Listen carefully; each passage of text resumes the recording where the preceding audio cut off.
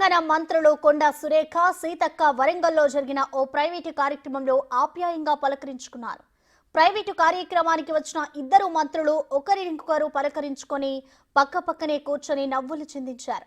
ఇద్దరు మహిళా మంత్రుల మధ్య విభేదాలు కొనసాగుతున్నాయన్న నేపథ్యంలో వీరి నవ్వులు అందరినీ ఆశ్చర్యానికి గురిచేశాయి. ఉమ్మడి వరంగల్ జిల్లా నుంచి మంత్రులుగా ఉన్న సీతక్క, సురేఖ మధ్య ఆధిపత్య పోరు మొదలైందని కొన్ని మీడియా సంస్థలు కథనాలు రాశాయి. ఆ రూమర్స్ కు చెక్ పెట్టారు మంత్రులు. మేమిద్దరం అక్కా చెల్లెల్లా కలిసి ఉన్నాం, తప్పుడు ప్రచారాలతో విభేదాలు సృష్టించవద్దని విజ్ఞప్తి చేశారు.